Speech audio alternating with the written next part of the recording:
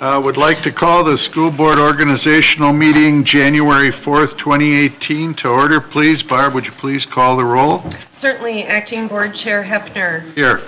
Director Lehman. Here. Director O'Loughlin. Here. Director Pelletier. Here. Director Pearson. Here. Director Potacek. Here. Director Stivlin. Here. You have quorum. Thank you. Would you please stand for a pledge of allegiance?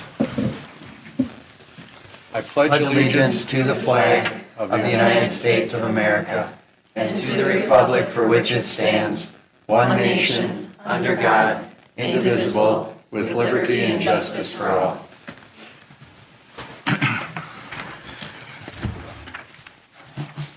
Our district mission, the mission of Stillwater Area Public Schools in partnership with students, family, and community is to develop curious individuals who are active and engaged leaders in an ever-changing world by challenging all students as they travel along their personalized learning pathway.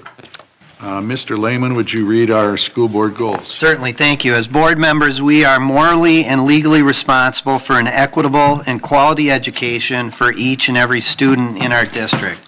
As board members, we ensure decisions are made in the interests of all students, E21, and for future generations impacted by our actions. To do so, we will partner with administration to assure all students are provided equitable opportunities to reach their maximum potential.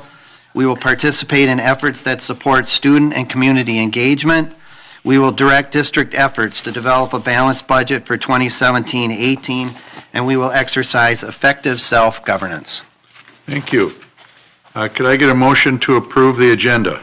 So moved. And a second? I'll second. Thank you. Chair Hepner, Yes. before we go forward with the approval of the agenda, I'd like to make a change, please. Okay. I'd like to pull item G off of the consent agenda for discussion. Okay, so we'll put G as D on the action items. Okay.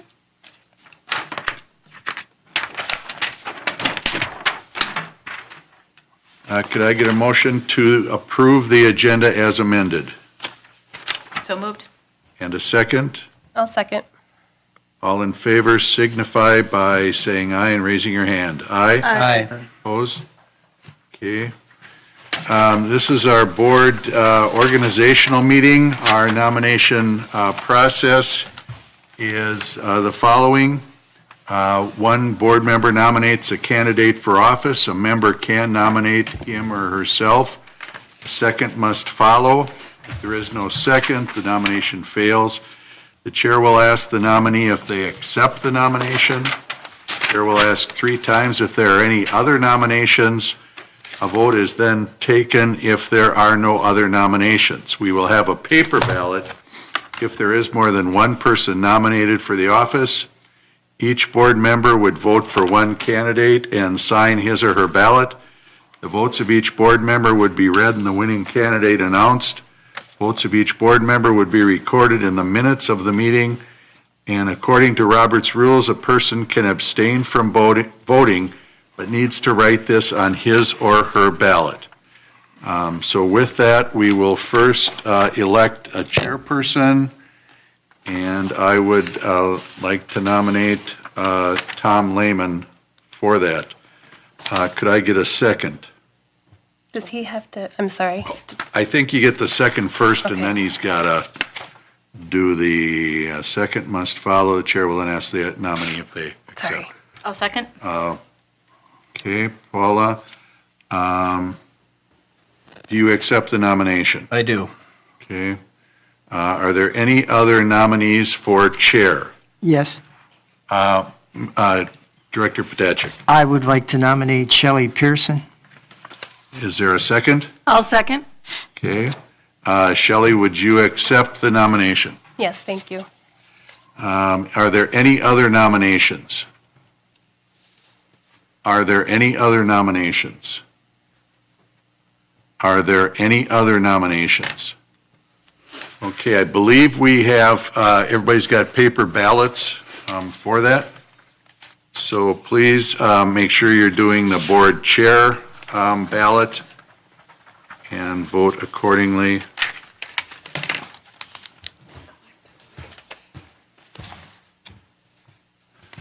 Do you take those, Barb? I sure do. Okay.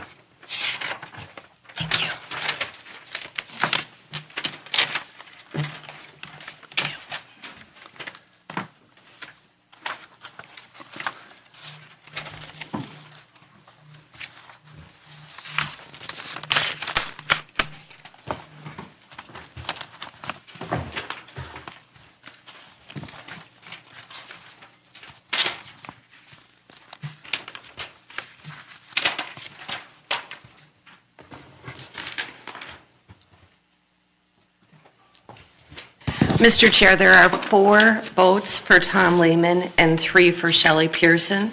Tom Lehman is the board chair. Okay. Do we switch? Do we switch? Yes. Want to switch, or? Mr. Chair, before we switch, and just procedure, and I could be wrong on this, do the ballots have to be read and who voted for who? Each board member vote. The votes of each board member would be read and the winning candidate announced. Votes of each board member are recorded in the minutes of the meeting. Yeah, I can certainly read them if you would like, Mr. Patet. Yes.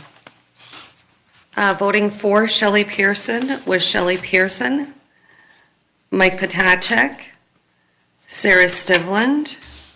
Voting for Tom Lehman was Jennifer Pelletier, Tom Lehman, George Hepner, and Paula O'Loughlin. Thank you.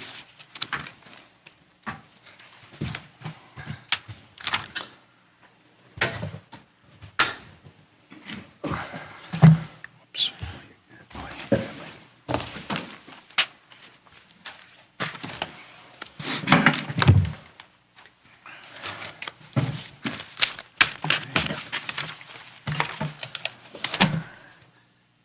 All right, so the next position we'll be voting on is vice chair. I'd open up the nominations for vice chair. I would like to nominate Jennifer Pelletier for vice chair. Is there a second? I will second that nomination. Do you accept the nomination, Director Pelletier? I do, thank you. Are there any other nominations for vice chair? Oh, Mike. I would love to nominate Shelley Pearson. Is there a second? I'll second. Okay.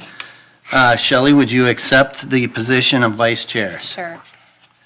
Any other nominations for vice chair? Any other nominations for vice chair?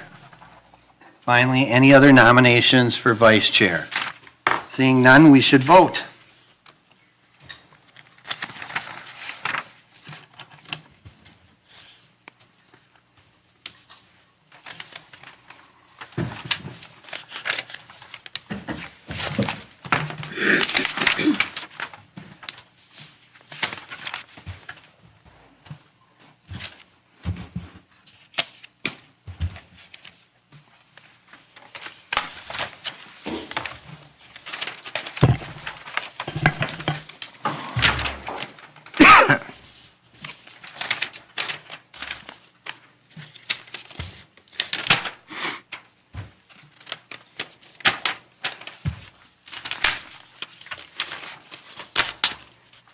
Voting for Jennifer Pelletier is George Hepner, Tom Lehman, Paula O'Loughlin, and Jennifer Pelletier. Voting for Shelley Pearson are Mike Potacek, Sarah Stivland, and Shelley Pearson. Jennifer Pelletier has received 4 votes, and Shelley has received 3. Thank you. Congratulations. Thank you. The next vote will be for clerk. I will open up the nominations for clerk. Oh, Shelley? I'd like to nominate Sarah Stivland for clerk. Okay. Is there a second? I'll second. Sarah, would you accept that position? I will. Okay. Any other nominations? Director Pelletier? I'd like to nominate Paula O'Loughlin as clerk. Is there a second? I'll second. Director O'Loughlin, would you accept that position if you were elected? Yes. Are there any other nominations for clerk?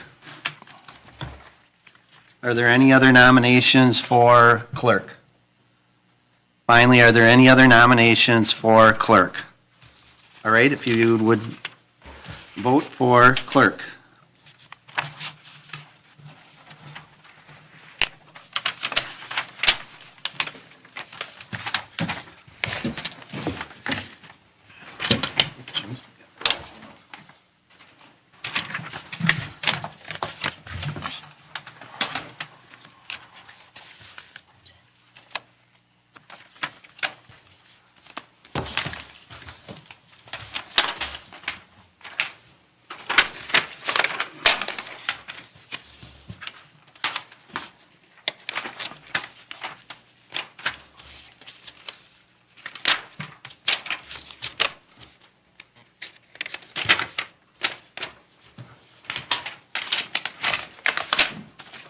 Mr. Chair, voting for Paula O'Loughlin are Paula O'Loughlin, Jennifer Pelletier, George Hepner, and Tom Lehman. Voting for Sarah Stivland are Mike Potacek, Sarah Stivland, and Shelley Pearson. Paula O'Loughlin is clerk. Thank you. Congratulations. Finally, we will elect the office of treasurer. Do I have any nominations for the office of treasurer? Director Pelletier.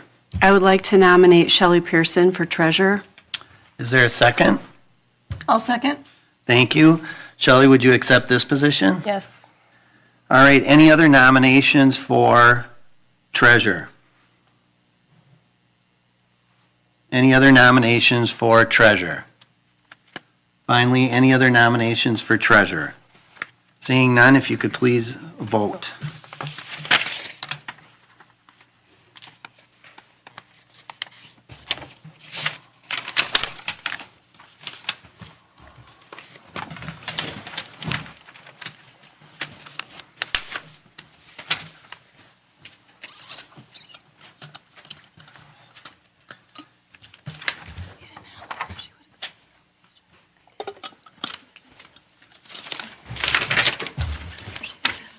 Yeah, yes, they did.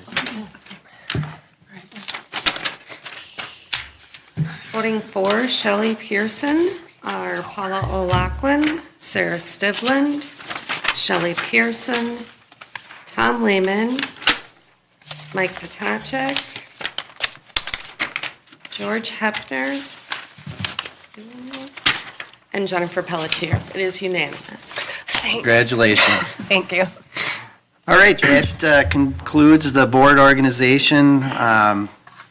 Thank you to all. This always is a challenging time. I look forward to working with everybody with regards to this going forward. So that leads us to the superintendent's report. Thank you. I'd like to welcome everybody back into 2018. We're looking forward to a great second half of the school year. I have quite a few things to share with you this evening. Some challenges that we're having within the district, and some really exciting things that are taking place. So I'd like to start just touching briefly on transportation. And we've talked about this earlier this year and know that transportation has been a challenge for both our district and many others. The vast majority of our bus routes are running smoothly, and we continue to experience some delays on 6 problematic routes due to lack of bus drivers. And we've talked about this before, but we are actually needing to use bus drivers that are brought in from out of state to cover our routes. We are working with Minnesota Central's manager and regional manager to urge immediate improvements on the recruitment and training of drivers and consistency of our route times. We're also imposing fines on the bus company when any bus is running more than 10 minutes late. The transportation app is working again, but there are rare cases when it reaches its limitation. For example, if a bus gets stuck and there's more than one bus that's sent out to transport children from that bus, the app can't be split into 2, and so we aren't able to help parents understand where their students are. For this, we ask that if parents have questions to please call Minnesota Central, which is our bus company, at 651-430-3311. Minnesota Central can help you with your bus concerns or needs more quickly than the district can, and I remind folks out in our community that we do contract with Minnesota Central, and so the administration and The running of the buses is their responsibility. We work in partnership with them, and we want people to know that we take this seriously, but our main concern or our main challenge right now is getting bus drivers. When you ask people to come in and work 2 hours in the morning from 6:30 to 8:30 or 9, and then have the day off until 2:30 in the afternoon or 2 in the afternoon, it's really hard to find folks who have a schedule that can accommodate that busing schedule. So we'll continue to work with Minnesota Central on that concern. I also wanted to follow up on the open forum. During the last 2 open forums, we've had the opportunity to hear from a community member who has shared concerns regarding the safety of staff.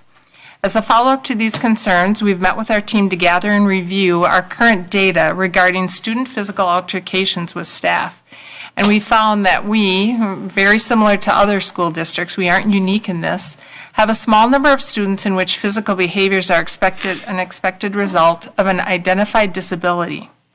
For this population, which represents 1/3 of 1% of our overall student body, physical altercations with staff do occur on occasion for our most needy students.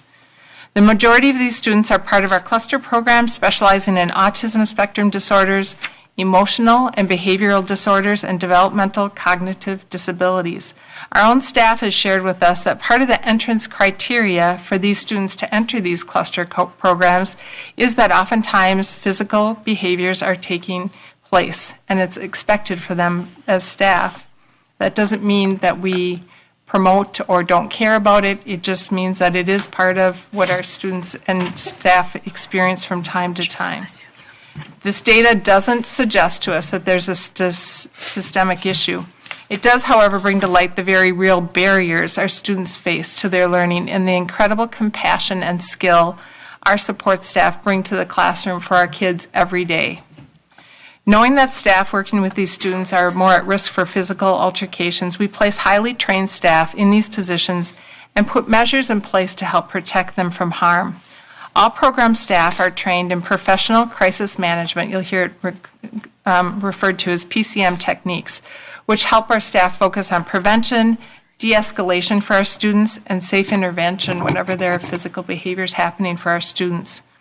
When we're unable to safely and effectively meet the needs of our students with our most extreme needs, we partner with Intermediate District 916 to place students in highly specialized programs outside of the setting of our own school buildings. The reality is that we are seeing more students come to us with more significant emotional and behavioral needs, and this can impact some buildings more than another. Each year, we look at where our needs are and adjust our staffing for that. But we don't know where they're coming in. This year, in fact, many of our kindergarten students who come in and are new to the district, it takes us some time to figure out what their needs are. And we're careful not to put students into special education without actually going through a process to see what the real need and greatest need is for them. We're also working to strengthen our protocols, expand our staff development for our staff members, and provide more supports for our students and our staff. This is an area that we're going to need to continue to improve on. As students come to us, we want to make sure that we have safe environments for our students and our staff, but we also want to protect the dignity, privacy, and rights of our students with special needs. So it's not an easy thing for our staff or our families or the students who experience some of these emotional outbursts, but we are working to and with our staff to be able to make sure that everyone is safe.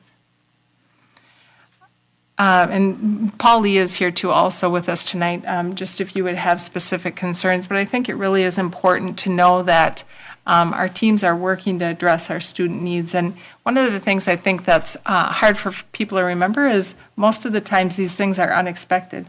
When students have what is sometimes referred to as a meltdown, it's triggered very quickly, and we can't always anticipate that. We do the best that we can, and our staff is trained to de-escalate students, but it still does happen.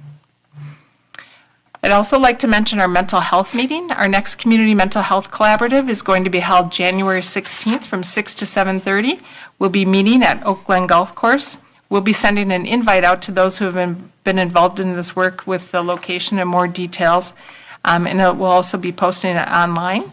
We appreciate the support of Washington County and the community organizations, and we invite the community to attend and participate.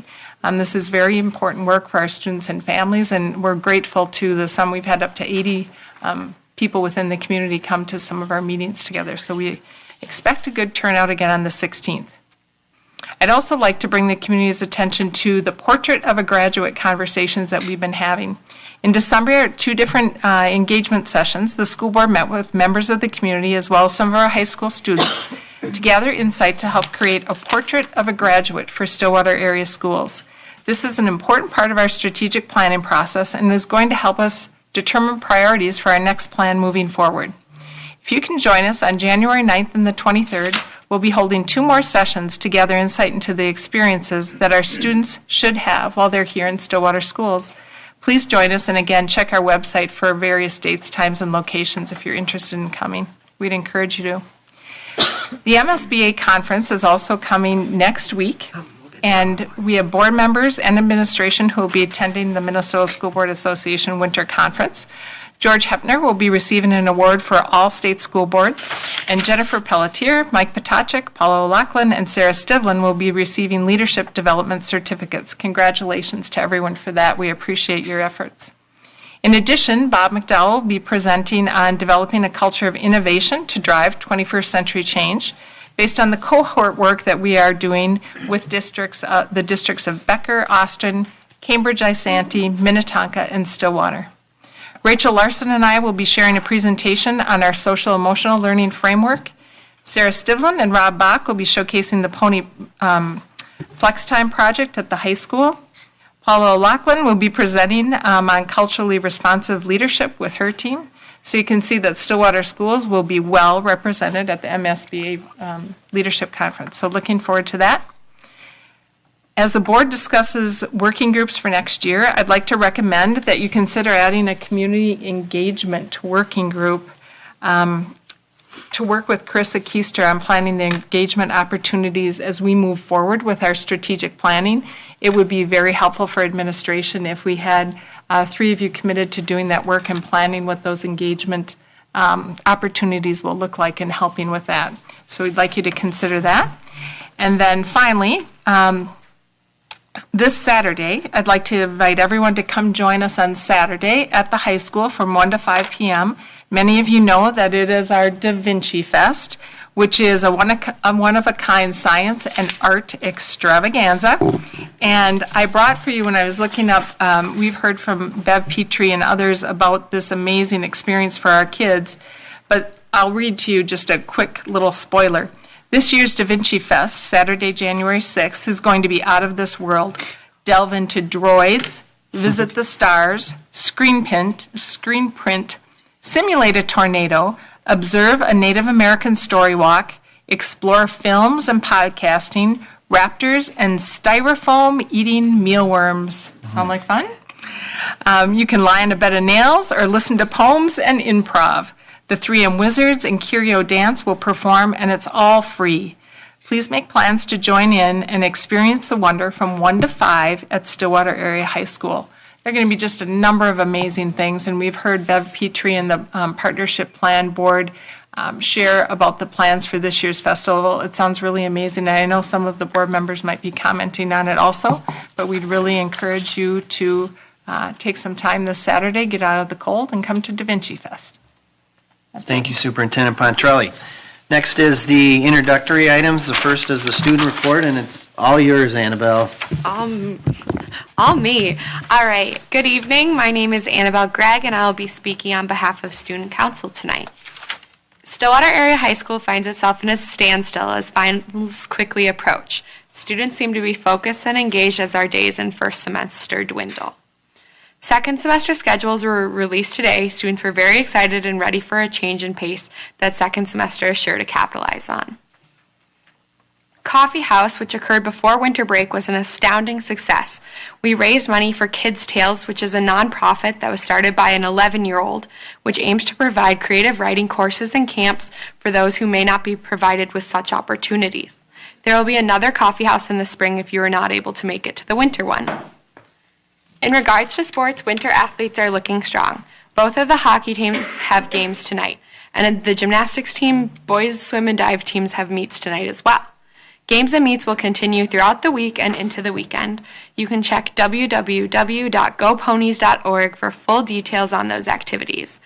Looking ahead, spring sports registration will open on fee pay starting on February 1st. This evening, the band department at the high school has their solo and ensemble competition. The musicians have been preparing pieces to perform in front of a judge tonight. Performers will receive scores that could potentially invite them to future competitions. Best of luck to all the musicians tonight. Hopefully there will be many superior ratings. There's not that much to report on tonight as we have just returned from winter break. I look forward to providing a more hearty report at the next meeting. You can find more information about sports and activities by going to www.goponies.org or checking out the Student Council Twitter page at SAHS.co. Thank you. Thank you. Looks like we have one district recognition, Promise Fellows. We do, thank you. I'd like to invite Eric Anderson and Jen Prestegard and the team of Kelsey Sutton, Laura Olson, Rachel Noki, Alex Burback, and Tom Gunn to come forward and speak with us a little bit about AmeriCorps' Promise Fellow program. And I'll share just a few things for you before they start commenting. For the 5th year, Stillwater Area Public Schools has been fortunate to hire qualified candidates, highly qualified, I might add, candidates to serve as AmeriCorps Promise Fellows. Fellows support students in grades 7 through 10, focusing on the areas of academic achievement, attendance, and behavior. They also work closely with our AVID program, running student tutorials, after-school programming, service learning opportunities, and much more. As full-time AmeriCorps volunteers, Promise Fellows serve 1,720 hours as a minimum from September 1st to July 31st and receive a modest living allowance, health and dental insurance, qualified student loan forbearance, qualified child care assistance, and a $5,700+ education award upon successful completion of service and ongoing extensive support and training. And I do have to say, I had the opportunity to visit with our Promise Fellows earlier this fall, and they are a highly qualified, amazing group of people. So I really appreciate you coming this evening and spending some time with us. Eric? Board Chair Lehman, congratulations. Thank you. Superintendent Pontrelli, members of the board. I have the opportunity tonight to introduce you to Jennifer Prestegard. Jennifer Prestegard is a licensed school counselor and our AVID campus coordinator. She's a very humble employee and does amazing work in the trenches. And if it wasn't for her, none of what you hear would be possible. So with that, I'm going to introduce you to Jen. Welcome. Thank you. That was very kind. Yes, I've been a counselor for 15 years. I am so grateful to be a part of the Stillwater District. And one of the roles that I have is to supervise our 8 Promise Fellows and be a mentor for them. And it's one of the most meaningful aspects of my job to see these young people at the outset of their careers, and the energy that they bring helps in my own work, and they give that energy to the students every day. So just to kind of clarify what Superintendent Pontrelli said, they work 40 hours in our buildings. We have 2 fellows at Stillwater Middle, 2 fellows at Oakland, and 4 at the high school this year. And then, yes, they have a role in AVID. They work with their focus list diligently. Over the 6 years that we've partnered, this is our 6th year, we've had 28 fellows. And just to kind of add on to that, so if you extrapolate that, they serve 30 students, so 28 times 30, that's the impact that they've had in our buildings, which I think is significant as a caring adult. 12 of those fellows have been alumni, so you'll hear from some alum today, and I think they come back because they have a great love for this community. They appreciate the education they've received here, and it's just really fun to see them interact with staff in a new way and give back to the students. Just finally, yes, we do have a very qualified group, so I'll turn it over to them. It's just been fun. They do this out of selflessness. This is a year of service. Their stipend is very humble. It's less than $1,000 per month. We don't talk about wages, but it's important for you to know that. But this is a stepping stone because they're moving on to great things. So our fellows in the past, we have 4 teachers now that work not in this district, but they have full-time teaching positions. We have a number of fellows who have gone on to master's level counseling work, social work, chemical dependency work. They're just, it's really fun to see them launch. So without further ado, and just in honor of them, I just asked for them to come up and introduce themselves, if that's okay with you. Absolutely. Their names, where they're from, and what their hopes are for after their year of service. Jen, can I also mention, I forgot to mention, we have a couple of fellows who couldn't be here with us Yes. tonight, Lisa Downey, Riley Meyer, and Tahoot Holly, who are also Promise Fellows but aren't able to join us, and we appreciate them also. So Thank you for mentioning that. That's fine. Hello, my name is Alex Burback. I am a graduate of Stillwater Area High School, 2013, and I just graduated from the University of St. Thomas this May. And I wanted to come and be a Promise Fellow for Stillwater Area High School just because I loved being a student here, loved all my teachers and coaches, and I love the community, and I wanted some real-world experience working with kids and faculty and parents before I go on and get my graduate degree in counseling in hopes to be a marriage and family therapist. So this is teaching me a lot, and I love working with Eric and Jen, and they're really helping me grow. So thank you for the opportunity. Thank you. Thank you. Hello, my name's Tom Gund, as you may know, and I'm from North St. Paul. I graduated from Stillwater Area High School, and I also went to college at Century in White Bear Lake. I like being a Promise Fellow because I get to help kids every day. You know, it's pretty fun, and they got such imaginations and so much to learn, so much to talk about every day. It's really a different experience for me, coming from just a Domino's job. That's what I do on the side. You know? So it's a good experience, and I'm happy to be here and appreciate everybody's support on the school board. Thank you. Thanks. Thank you. Thank you. Hi, my name is Laura Olson, and I'm also a Stillwater graduate. I spent my whole life in Stillwater until going to the University of Minnesota and graduating with a degree in anthropology. I was really motivated to come back to Stillwater, not only because I love it here, but my family has been in Stillwater for as long as I can remember. My grandmother, Mary Casera, served as a school counselor at the high school for a very long time. And so I really wanted to follow in her footsteps. After the program, I just sent my graduate school application in last night to be a social worker. And I hope to go to the University of Minnesota's program and stay in the community and keep serving the community. Thank you.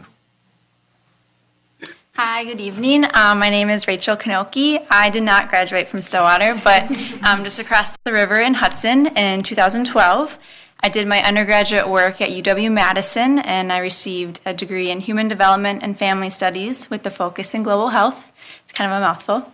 I'm also in my second year at River Falls for a master's degree in educational counseling, and that's really what motivated me to be in this position. It just pieces so well in the work that I'm doing. I can apply what I'm learning at school into the field, and I can also take what I'm learning in the field back to my schoolwork. It's just a completely well-rounded experience, and I've appreciated every moment of it. So thank you. Thank you.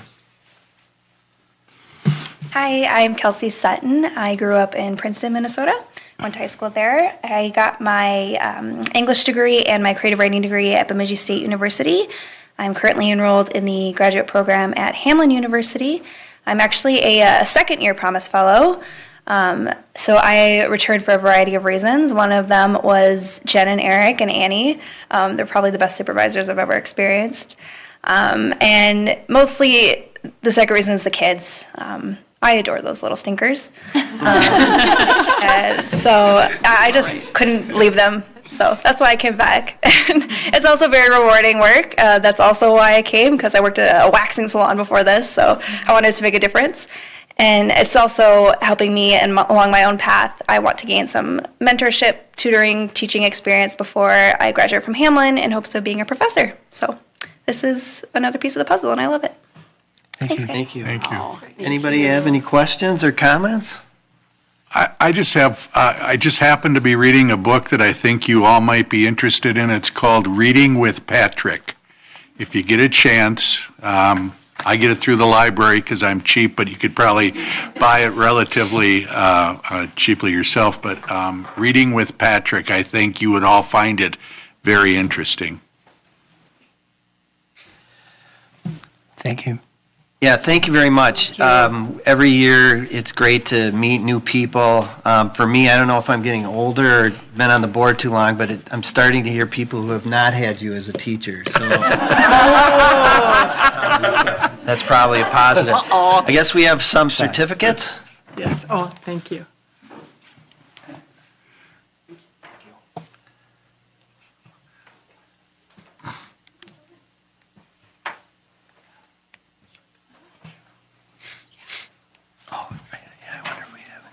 If I can, I just want to read what it states on the certificate. Absolutely. It's an important part. It says, to all of our fellows, it says, thank you for your contributions to the AmeriCorps Promise Fellow program and for being difference makers in our district. And then there's a quote. It says, great leaders don't set out to be a leader. They set out to make a difference. Absolutely. So that sums these folks up. Yeah. Thank you. Thank you.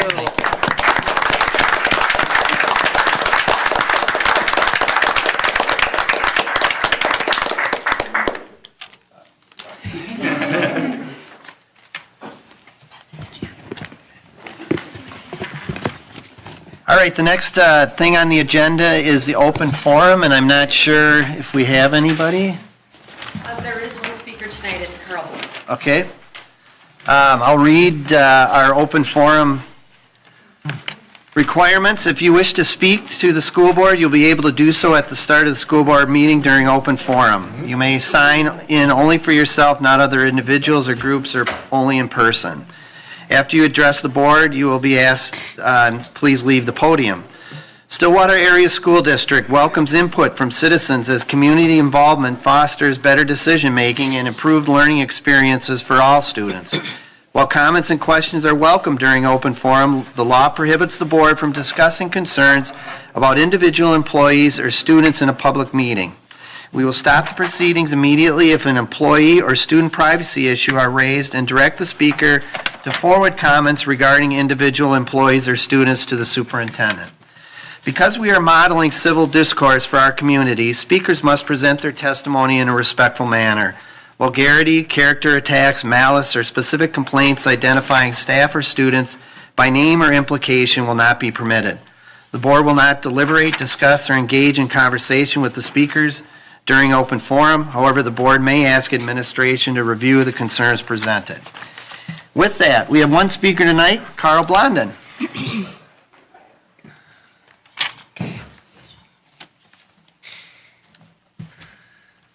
Good evening. Carl Blondin. I live on Sunrise Avenue here in Stillwater, Minnesota.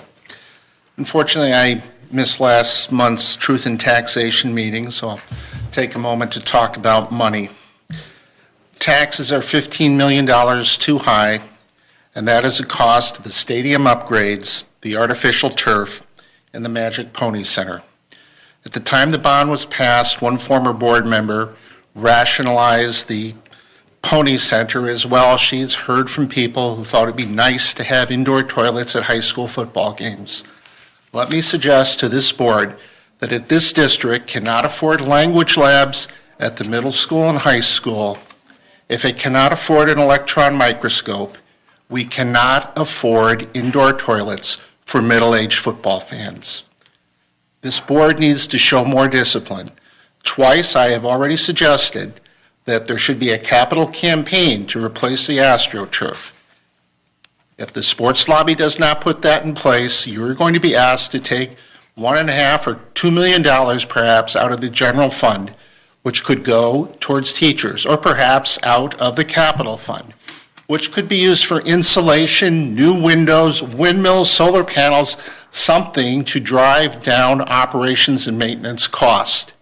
If you do not have that money raised privately, it is going to come out of the classroom one way or the other.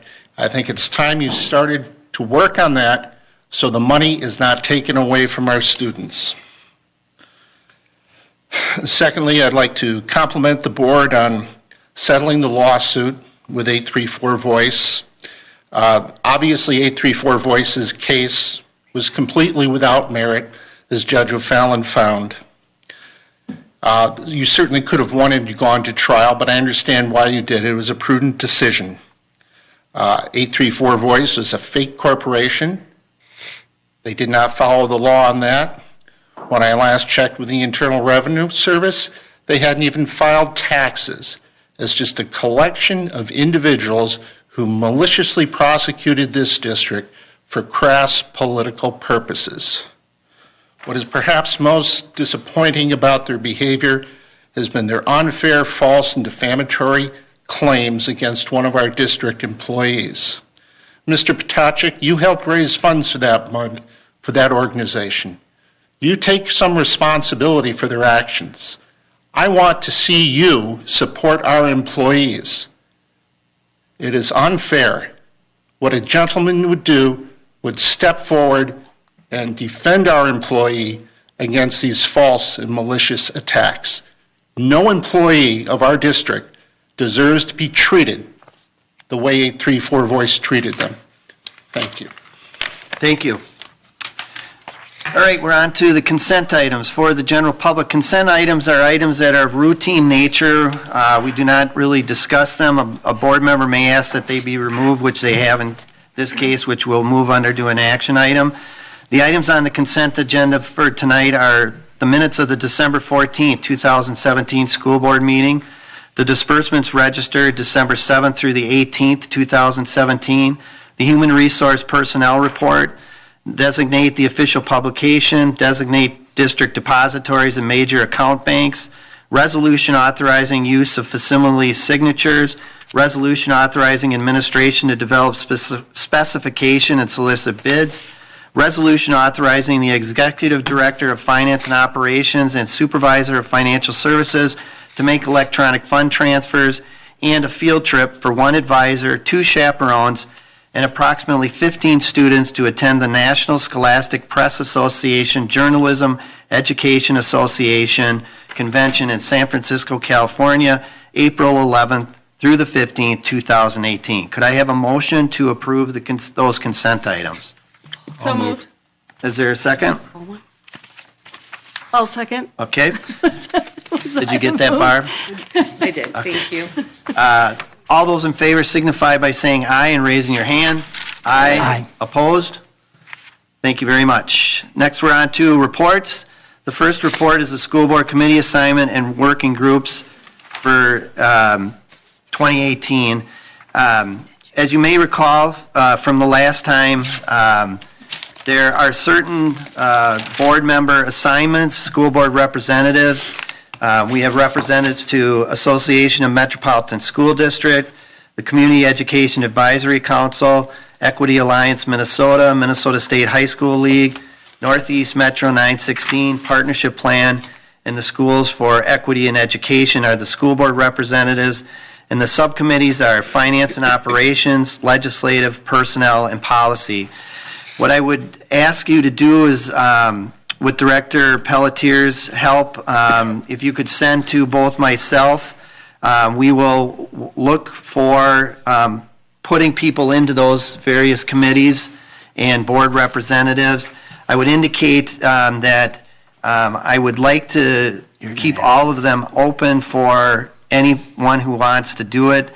I think it's important to transition people in and out so that everyone has an opportunity to be involved in any of the board representatives and also on the subcommittees. I would note that for the subcommittees for finance and operations and legislative personnel and for the finance and operations and policies, the treasurer serves on that committee, as well as the clerk serves on policy.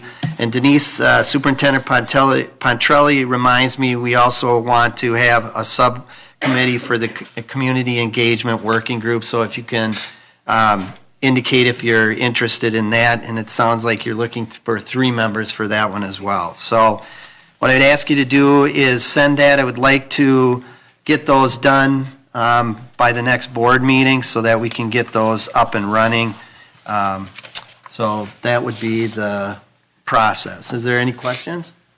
Well, so I just want to clarify, are we all in agreement that adding the community engagement, I guess, if that's what we want to call it, community engagement working group to one of the options is something that's a good idea?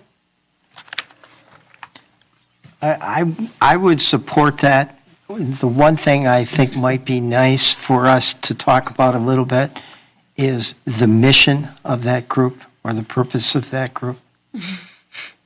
Sure. Can, Carissa, do you want to speak to that? Based on the work that you've been doing with Mary Ciccone, there's been conversations about the board taking a more active role in engaging the community in conversations. She specifically talked about the need to work with the world's best workforce, but as we've been working on Portrait of a Graduate as well, it would be really helpful to have some board members to work with on putting together the agenda of what those conversations look like and different ways to engage the community and just sort of the format and structure as well.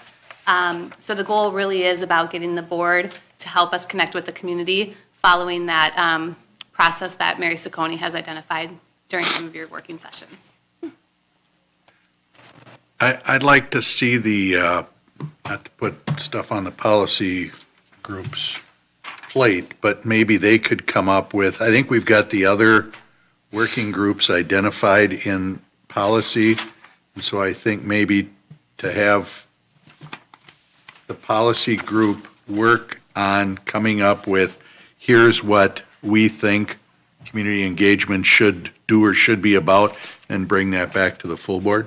Yeah, and I respect Mary and I respect Mary's work, but I'm saying ultimately, I like George's idea. I think it comes through the board. Well, maybe, Carissa, you could summarize what you said and send out an email to all of us, and so that we can have that when we decide if this is a working group that we would be effective on and working towards, and then also add that to the policy working group as to another item that they could be working on. So. And it would be nice if they did that before Friday, right? Yeah. I mean, you said before the next board meeting, you'd like applicants. Yeah, and if we can't fill some of these, obviously, or you need more time, we certainly can. And I think that what I'm hoping for, and I think what Director Pelletier is hoping for, is that we'll have people who are interested in either a majority of or all of them, and if there are some that still need to be filled at a later point, we can certainly do that. Director O'Loughlin? Chair Lehman, I think last year, then Chair Hepner had sent out a list just to make sure that we know all of the available options, if you will. Would you be able to do that? I just want to make sure. It's in the packet. Okay, excellent. I was going to say, I certainly can, and I would just forward what was in our board packet. Okay, perfect. Director Pearson? Well, I was just, and I may not be tracking very well, but can we just, do we need to make a motion to add the community engagement working group so that it's set so that we can ask to be in it, or are we making an assumption, or what are we doing with that? I believe they're in our board policy, so it probably would require a motion to add another sub-working committee of community engagement. Would it be appropriate then to add it as an action item for tonight, or do we wait for a policy to come back? I'm open to either. It might be easier to do it at the next meeting once we get the information from Carissa as to what it all entails. So we can tentatively let you know we'd like to serve in that I think area. that would be great. Yeah, that's what I was going to suggest. I mean, I think we can just assume we'll go forward and we'll put the 3 people in place and then we'll vote on all of it next time. Is that Perfect. right? That will work. I have one other comment. Sure, if that could be Director okay. Stivlin. I, in the name of community engagement, I guess, but also transparency and trying to be as open as we possibly can, I would like to maybe raise the question of, for all of these subcommittee meetings, would it be possible for us to post them as open meetings so that community members can participate or, at least attend? And then if there is more than 3 board members who are interested in attending a meeting, we don't have to worry about the quorum. I know that has come up for me a couple of times this year already with the policy working group. I would really like to participate in some of those conversations, and I feel like I shouldn't be there, but I want to be there. And it's like, well, what would be the best way to go about doing this? I really kind of wish that we would just post these meetings. They'd all be open. I feel like that's the right of the community to be able to witness some of these subcommittee group meetings anyways. I don't know. Anybody else have thoughts? Well, I think then that segues to a question of do we then just go to a committee of the whole? Because I think that if we then have, to take your example of policy, so let's say if we have 5 board members there because we've posted it and we're engaging, well, if we have 5, we should have all 7. So we may as well just bring it before the board. So I'm just trying to, differentiate and suss out about, okay, where does that critical mass come in if we end up having a quorum or 5 or 6 members at each of these meetings? Then does it just behoove us to move to a committee of the whole, which some districts do. All of the board meetings, all of the subgroup meetings are held as a full board entity. Mm-hmm. Director Pearson? Which I would be in support of a conversation about. I think the point of posting is that the working group would still do the work, but others could be in attendance. And I think for the public, they're missing a lot of conversations that are happening, and I think it would help them understand how we come to decisions if they could hear and understand the process that we go through to make decisions. Mm-hmm. I think it's definitely something open for discussion. My thought would be, the chair of each of these committees can make the decision. If they think it's something that the public would be interested in, they could certainly let Barb know, and she could post it at that point. It is a subject that I think we've wrestled with, and maybe it's something that we need to spend more time on, coming up with something that fits everybody's needs. The problem I have seen in the past is these are sometimes quick meetings that are really perfunctory, and then sometimes they're meetings that the public could really gain some valuable insight, and it's difficult to always tell which is which.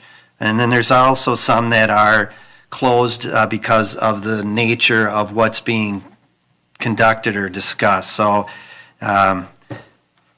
just like everything else, there's no perfect answer. So I think, the 7 of us could probably put our heads together and come up with something that we could work on. But it's definitely something that seems to be continuing to be brought up. So, Director Pelletier. Yeah, what I found with regards to the policy committee this year, I wholeheartedly agree with the idea of posting the meetings. What a stumbling block for us this year has been, at least the first 6 months, has been just scheduling. So we've been wrangling with various schedules and conflicts with, just people have busy lives and busy schedules. So that was kind of played into how our policy committee started. And then we got in quite a bit of a role, and that's when the dream team took over, if I can add some levity to the night. And we got in a role. So again, I am absolutely, unequivocally a proponent of that. We just have to be mindful that that behooves all of us to make sure that our schedules are going to be open and that we can be there. Yeah. If I may, I think one of the advantages to Sarah's suggestion is, especially when you make appointments, and having talked to yourself and George and others as these come up in the past, sometimes people don't get the appointments they want. What Sarah's suggestion, I think, allows people to do is come in and listen. And again, to Paula's concern, I think it would be the respectful part. The people who are appointed to the committee to do the work, they're the backbone. I think the limitation on having every meeting being a board meeting is time. Mm-hmm. And most of us are pretty packed in the activities that we're involved in. So I don't think it's going to come up that often. I think also what it does, even if the schedule changes, it reminds me of what the legislature does. It's out there, this is tentative, and sometimes changes come, and as soon as they come, they're posted. So I think if there's kind of a will there, but I think the intent of Sarah's idea that I pick up is transparency, openness, and more inclusive rather than exclusive. And for example, if there are certain things that are of a technical or private, perhaps we deal with those as they come up. So sorry, Chair Hefner. No, I don't for 1 second iota think that it's an inclusive or exclusive situation. I just think that's kind of how, at least as policy is concerned, that's kind of how it's rolled this year. But procedurally, moving forward, any suggestions on taking the next course of action with this? Is this something we have to make a motion to, or just have it out there for future discussion for the next year? I'm not opposed to posting the meetings. We just have to know what that entails, and do we have to vote on that, I guess, is kind of a question. Well, I think, before I jump back to you, Director Hebner, again, we guide ourselves by our policy, so if we're changing our direction with regards to this, it would be a policy change. I hate to keep throwing this back on the policy committee, but I think it's important that we do follow whatever our policy is. And I don't know in the priority of things where this falls with regards to the other things that are on your plate, but I think there's a sense that we want to change the way things are looked at. And so I guess I'm really open to whatever suggestion, but I do think it has to go through the policy and become policy if that's what we want to do. Director Hebner? Yeah, my concern would be if we have to post them, if we have to, and I'm talking about the chairs, and I think that was a point that was lost, that you made the comment, there's a chair for each one of our working groups, and if they have to post them, what would be the number of days that they would have to post? Any 3 days? Could it be? Yep, any 3 days, but not including the day of the meeting or the day the posting goes out. So it's 5. So if we decide on Friday to have a meeting on Wednesday, can I do that? If you post on Friday, you have Saturday, Sunday, Monday, yes, you could meet on Tuesday. Okay, so what the chairs would have to be aware of is the number of days before Absolutely. they could get the group there, if we say you have to post. Correct. And I think just to clarify too, if I may, everything we do as a board is public. It's subject to public knowledge, right? I mean, everybody in the community should know what we're doing. And the reason why we don't do everything at this board table is we'd all be here every single meeting until midnight. So the reason why we have working groups is so we can get some of that work done in a different time, in a more timely manner, and make our time here more efficient. But it still should be open to the public, I think. And then that way it would allow, as Mike said, more inclusiveness, more transparency for the work that we're doing, so that the community, if we were going to have a community engagement working group, I think that's one really big step that we could go in the right direction to engage the community with all of the work that we're doing. Director O'Loughlin? Well, and I think my response to Director Stivlin was, because what I heard, and please correct me if I'm wrong, what I heard you say is that, again, going back to the policy example, is that if you weren't on the policy working group, you would still like to be there in attendance to weigh in. And that's why I said, well, if that's what it's going to be. So I think we need to delineate if it's really just for the members who are on that working group to actually do the work. And then if a board member who's not on that committee chooses to show up, they are there just to observe. But it's clear that's there. See, and that's where I was trying to, like I said, tease that out, because otherwise, what's to say that 5-6 of us wouldn't go to a meeting? And so I think we have to be really clear on the expectation. I guess my question would be, I mean, I hear what you're saying. My question would be, if that was the case, is that a problem? Why is that a problem? Well, I'll chime in. It would be a problem if I have something else that I have to be at and I can't make the policy meeting, and because it's now open as a policy of the whole group, that a decision is being voted on or decisions are being made, and I'm an elected official and I have every right to be there. So I think no one disagrees that transparency is important. No one disagrees that in certain circumstances you have to be less transparent because the law doesn't allow us to say what exactly is going on. I think, in the interim of all of this, I think if the chair of each of these committees thinks that this is a subject that they're dealing with that, the public would like to be involved in, they can certainly let Barb know. The requirement is 3 days before.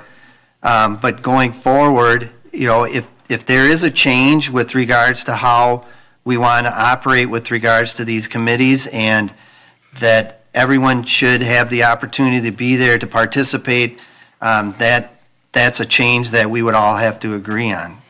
And I'd just like to remind the board, in your work with Mary Ciccone when we were talking about working groups, another example might be if you have 3 people that have been working on something for several meetings in a row, and then a board member comes to weigh in and hasn't been part of those last 4 or 5 meetings, sometimes you can spend a lot of time revisiting what that work is.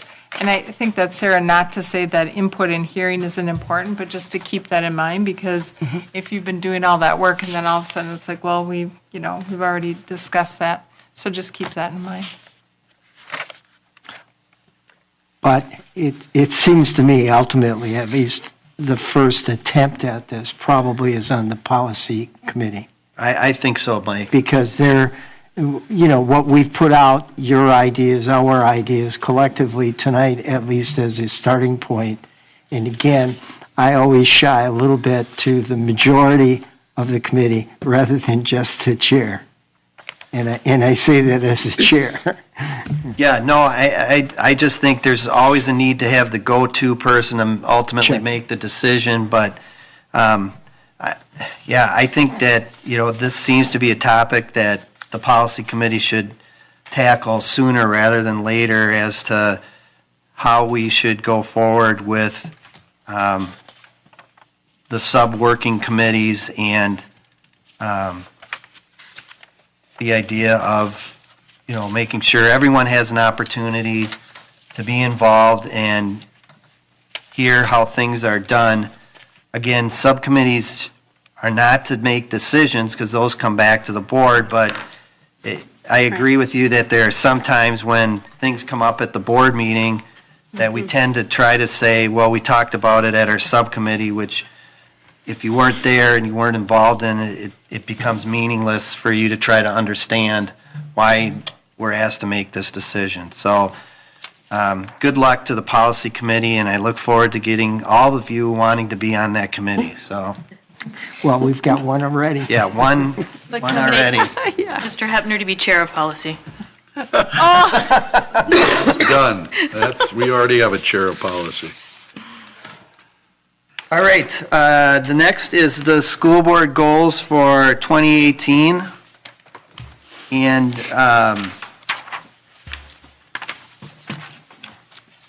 I was of the understanding, and I am sure it's wrong, that these were going to be our goals, but it sounds like we want to spend a little more time going over them. I think it's important that we get this done because we're reading, as we did tonight, goals from 2016-17, and we're into 2018. So I thought these were done, but I will leave it up to the board to tell me if it's not, what you would like to do to see that we need, or what would get this done so that we can start reading these at the start of all of our meetings.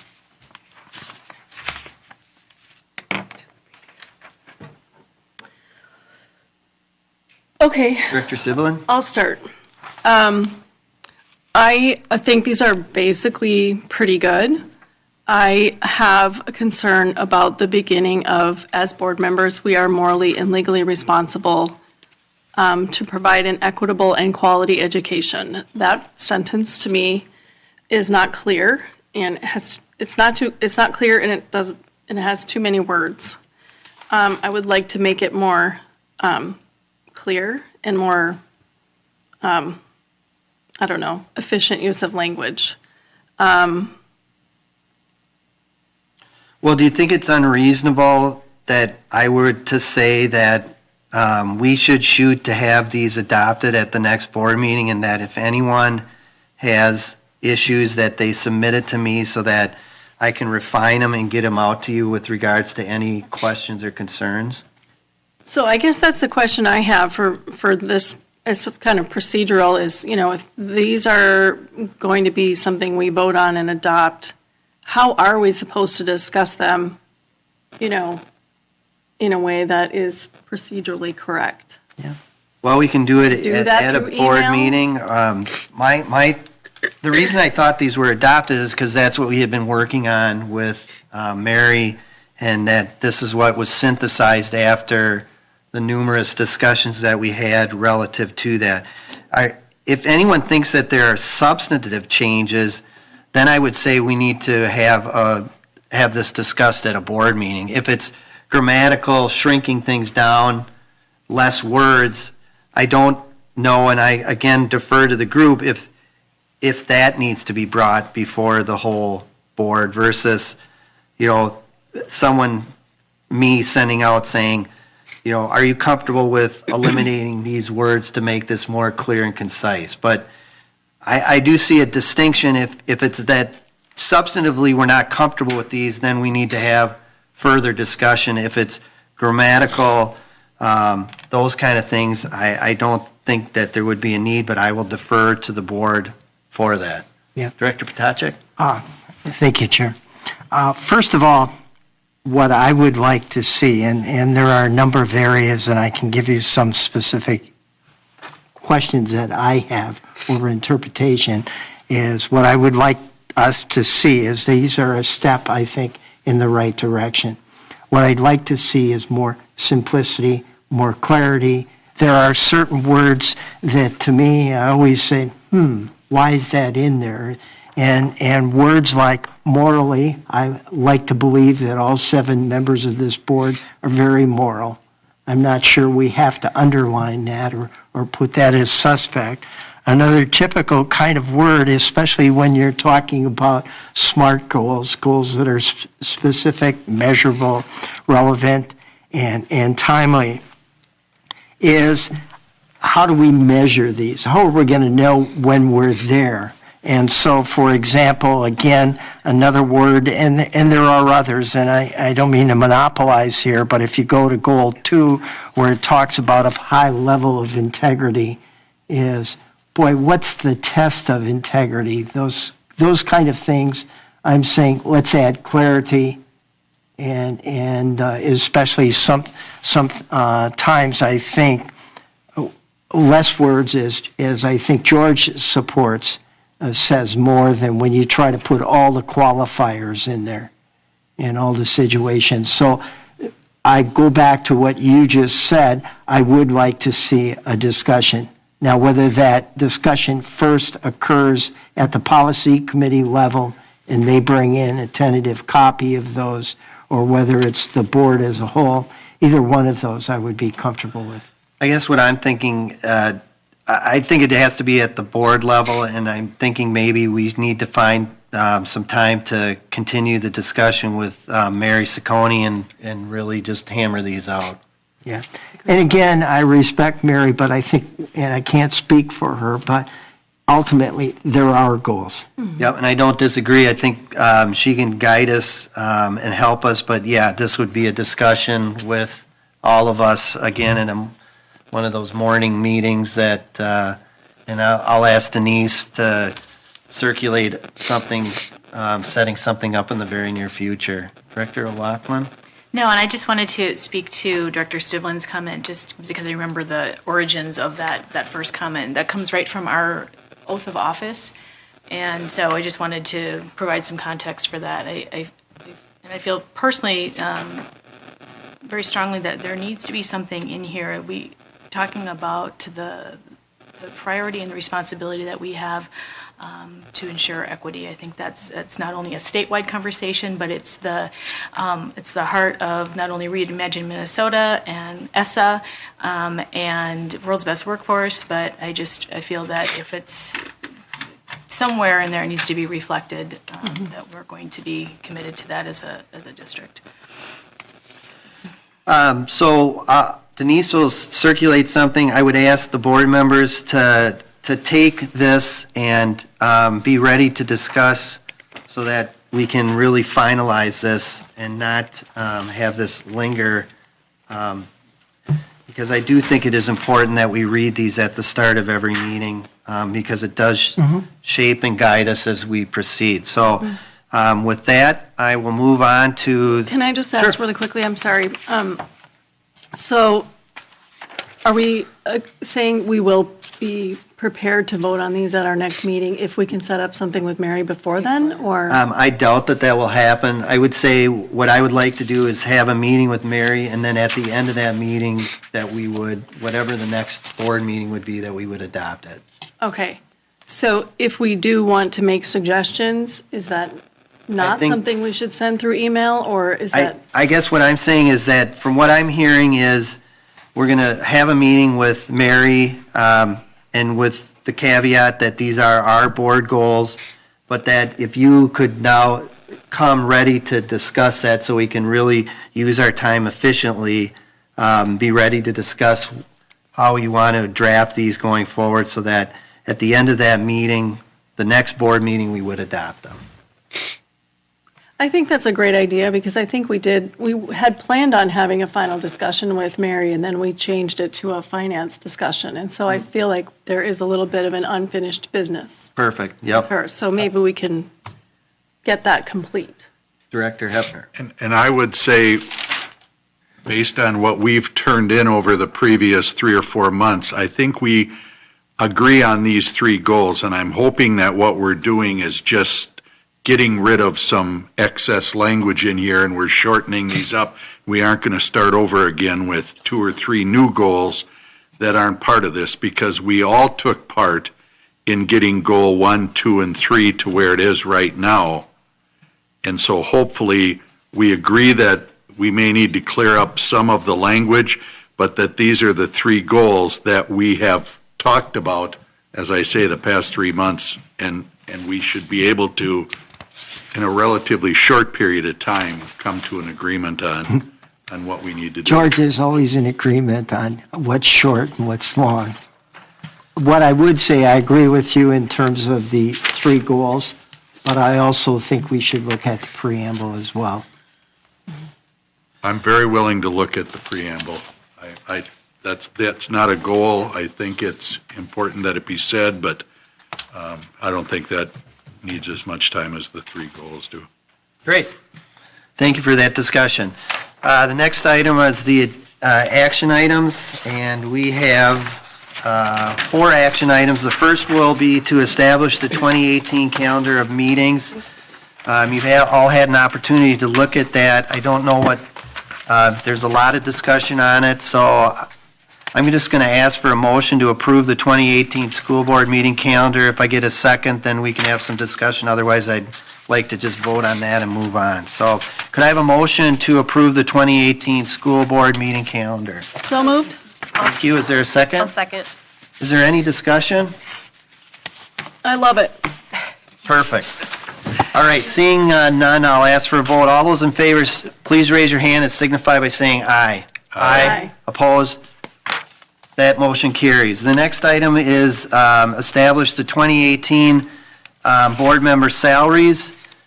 Again, this is information that we're provided with annually. I think it's important that we look at the comparison.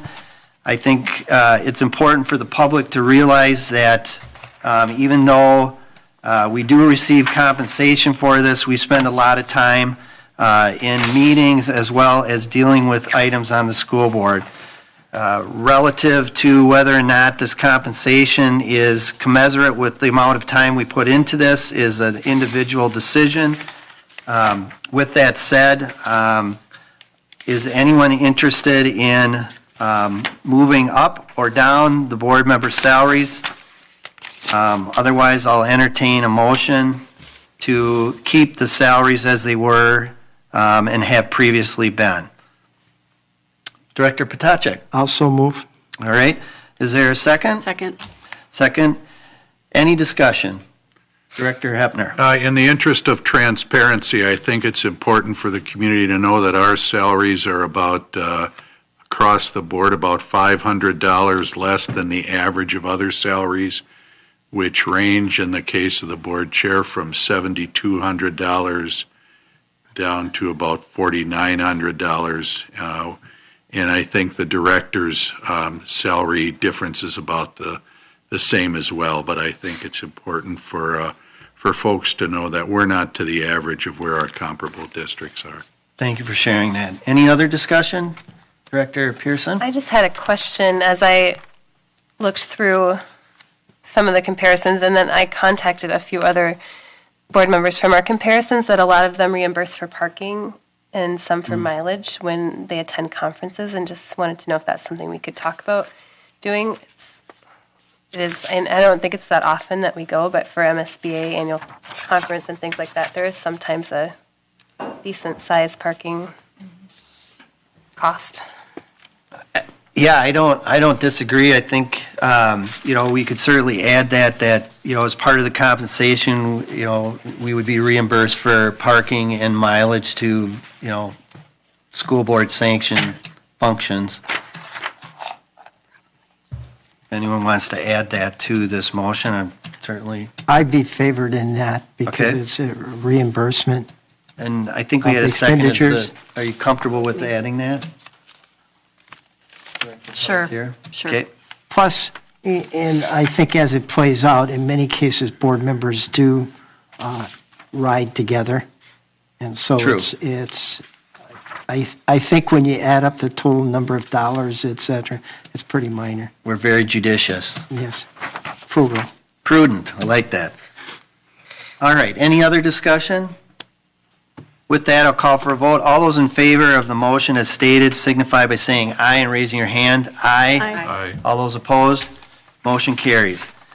The next item is the revised budget. Kristen Hoheisel. Thank you, Board Chair Lehman, Superintendent Pontrelli, school board members.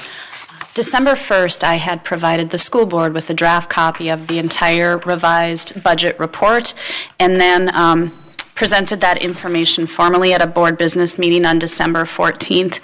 Since that time, I've received various questions from board members as it relates to the revised budget. I believe I've answered all of the questions that have been asked. As stated in the December 14th presentation, this would be the last budget the last revised budget that I would project that we would be doing for this year. There should not be any material changes that would alter what we are projecting for the end of this fiscal year. So administration recommends adopting the 2017-2018 revised budget. Are there any questions for Director Hoheisel? Take a motion first. Oh, why don't we do that? Yeah, we'll take a motion first. Could I have a motion to approve the 2017-2018 revised budget? So moved. Thank you. Is there a second? Second. All right. Any discussion and questions for Director Hoheisel? One question. The board has a goal of reaching the 5% unassigned fund balance, and that's been met? Yes. Thank you. Any other questions? Director Pearson? I don't know if they're questions or comments. First, I know I asked probably the most questions. Thank you for all of your answers and for taking the time. I have a couple concerns about, as I went through the reports, of the increase in our consulting and service fees and then the increase in our travel and conferences. So I don't have a question about that, but that's somewhere that I saw there's a pretty big jump. Travel and conferences from prelim to revised is from $24,000 to $32,000. And then consulting and service fees went up $500,000 from 2016-17 to the revised budget. Those are just areas of concern and something I'd like us to keep a pulse on and what's happening there and why the increase. Can you speak to that, Director Hoheisel?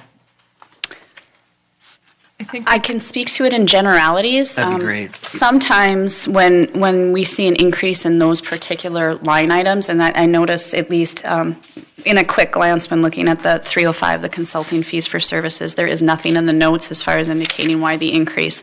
But sometimes, like we set aside money for professional development or staff development, the category in which the money is being spent, and speaking not to the consulting piece, sometimes we are going to spend it maybe on we thought we were going to spend it in one of the line items and we're going to spend it in another. The sum of, the 2% set aside that we spend in PD gets varied. It might not be spent in a staff person. It might now be spent on travel and conferences. That's just kind of my best estimate as far as that goes. Consulting and service fees, that could be just honestly where the costs are coming in this year. We thought we were going to be at a particular mark. Various companies had a percentage increase, and that's just reflective of probably what's more actual. Okay. Before you go on, can I just one request that I would have is that I think when people are going on big trips, maybe especially superintendent, that we would just have an FYI. I was surprised how many there were, and I would have liked to know as things were happening throughout the year that conferences were happening, and even to hear what people learned, and it'd be great to hear updates on that. Are you Director Hepner? Are you talking cabinet level positions? Right. Okay, because I was going to say, I know as an English teacher, I would go to a national conference or a state conference. You don't? Yeah, no, cabinet level. And especially, I think, when Superintendent Pontrelli, when you go, it'd be great to know, hey, I went to wherever, and it'd be good to know. Thank you. Any other discussion? Go ahead. Director Sibling. You mentioned the fund balance is still above 5%, which I think is great. Obviously, that's what we set as our goal. But I think just a couple of years ago at this time, it was around 11%. Now we're down to 6.5. So to me, that seems like a pretty big drop. I guess I'm just kind of curious to know if you're concerned about that. We do have a drop just from the preliminary budget of, pretty significant 2% drop. Kind of wonder if you could speak to that just a little bit and maybe give us your insight on what we might be thinking about at this point on how to prevent that from, we're getting pretty close to that 5% mark. Yes. When discussing fund balance, my philosophy is not necessarily focused on what exactly is the fund balance at the end of the day. Where I watch is what is the revenue versus what is the expenditure. Because we will, fund balance, at least my belief on fund balance, it's there to help cover the ebbs and flows of things that may or may not be within our control. We could have missed a projection. There could not be money coming from the state. It kind of evens out like a reactionary measure. If we get more money, we're adding staff. If we get less money, we're cutting staff. Kids leave, kids come. Fund balance, in my opinion, is there to kind of help mitigate the big cliffs and kind of try to keep us more stable. Where my area of concern comes in is when we don't have a balanced budget as it relates to revenue and expenditure, because now you're purposefully either trying to build up a fund balance, and that for whatever reason, or you're eating away at that purposefully, and typically it's for expenses that are ongoing. And so that creates more of an issue that doesn't, and it compounds itself if it's ongoing expenses. And so my concern would come with revenue expenditure as opposed to where are we with the fund balance. A few years ago, before your tenure on the board, there was a significant policy conversation on fund balance and where to set that.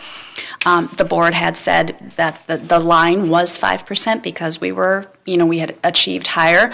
I think, speaking that I don't think 7% or 7.5% is significantly out of line from that 5%. I also don't believe that unless it's planned and purposeful for a particular reason, that we want to be a bank account. We want to provide programming and experiences to kids in today's world, not to hold the funds for maybe something in the future unless it's very purposeful and planned that we know there's going to be a funding cliff or we know something's going to happen, that we, again, come back to mitigating kind of the internal things people feel when there's layoffs or there's adding and that sort of, that's. One of the things I'd also like to add, Director Stivlin, is before your term on the board made a conscious decision to spend down the fund balance, and that was spent approximately $2 million on tech infrastructure, $1 million on transition programming for the middle school and the high school transitions, and I think I remember roughly about $500,000 to $1 million for class size reduction to reduce multi-age for 10 different classrooms within the district. So those were, you're right, big chunks of money, but they were decisions that the board made to spend that down purposefully for those concerns. And those were one-time expenses. They were purposeful one-time expenses. Correct. Right. Director Pelletier? I had the identical question as Director Stivlin and identical concern. Do you have an idea, and I think we've covered this, but if you could just even ballpark this for me, where are we in relation to other districts and their fund balance? Do you find that we're healthy in that regard? Again, a possible subjective question, but that is kind of my first question. And then based on what Superintendent Pontrelli just mentioned, it's just strategically moving forward and trying to think forward, not just 1 year out, 5 years out, 10 years out. As we want to plan for some of these big changes, positive improvements that we want to take on, I guess for me, I'd really like to see us be planful in that and maybe have a futuristic discussion of is one way to do that, kind of working on adding to our fund balance as an example, so we can be planful, and then, like you said, we've got that in reserve. So it's a titch of a hypothetical question comment, but the fund balance was on my mind quite a bit, and I'd just like to hear your thoughts on it. I believe our district's fund balance as it relates to, let's say, our comparison districts. We had 10 comparison districts, or essentially everything on the east side, or even if you take a handful, I want to say 4 we added on to that are more of West Metro. Where do we fall? And I believe even on our audit it states, different funding. We're probably on the more low side of a percentage of fund balance than the rest of the districts. Again, I want to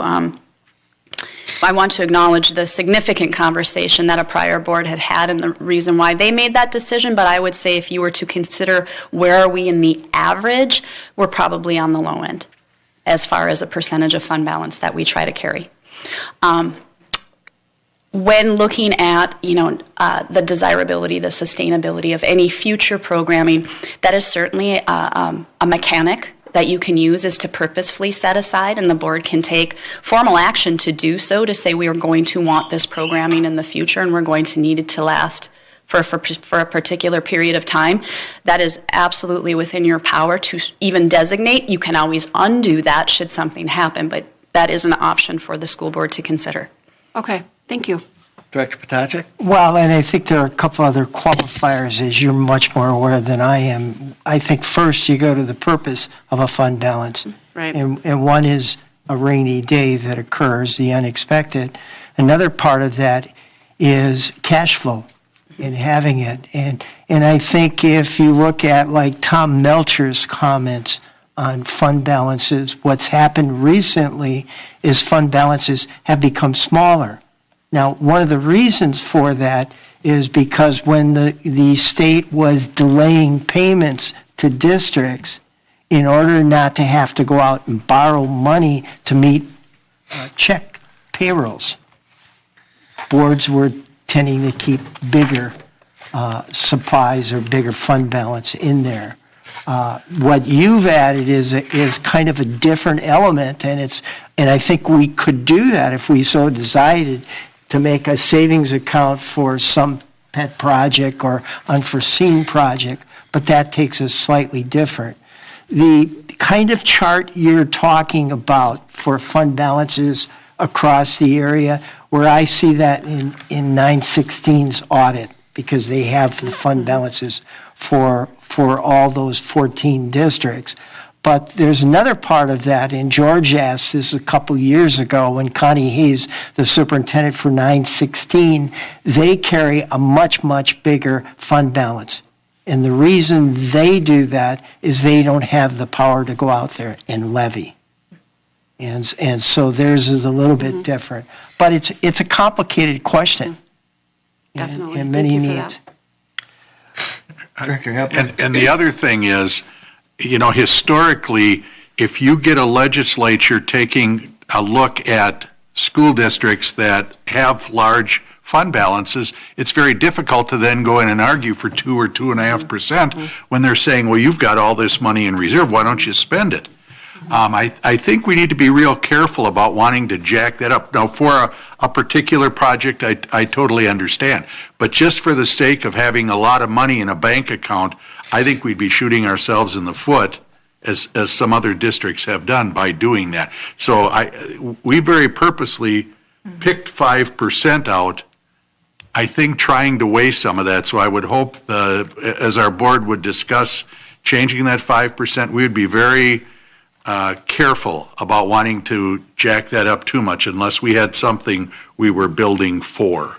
Director Pelletier? You know, and I only asked the question because I remember in our meetings with the auditor that he kind of commented that, and it was a casual comment, but he said, you know what, we always like to see it a little higher, and that has kind of stuck with me. So I'm just weighing that, you know, with the questions. So. They have, and your rating agencies like to see it a little higher too, if you're issuing debt. Director Stidlin? Yeah, so just something kind of specific, I guess. I'm just looking at, you know, I think 5% seems like a reasonable place to be. I agree. You don't want to have a bunch of cash sitting there without an intentional purpose for it. But then we have, like, from the preliminary budget to the revised budget, some pretty hefty increases in the special ed instruction, the instructional support services, and the pupil support services. That adds up to quite a bit of money right there, just those three things. Can you speak to that a little bit about that was just June when we had that preliminary budget, so what has changed? So when budgets are built, they're built off of current year staffing. So as we look to the preliminary budget for next year, it'll be based on what we have moving forward. There's also a piece of it that we look and say, okay, what was the audited number for last year? Meaning, you know, your expenses, it's relatively unheard of that expenses actually go down unless there's an intentional reduction. And so if you were to look, and let's say we had budgeted $1 million and last year's expenses came in at $1.2 million, the likelihood is that we're not going to be at $1 million, we're going to be at 1.2 plus whatever this year's number brings.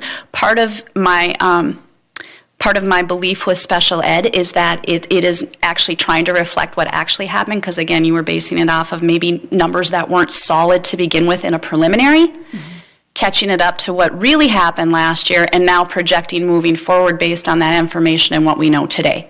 Okay. So it's kind of a multi-tiered of why that looks like such a big jump. Mm-hmm.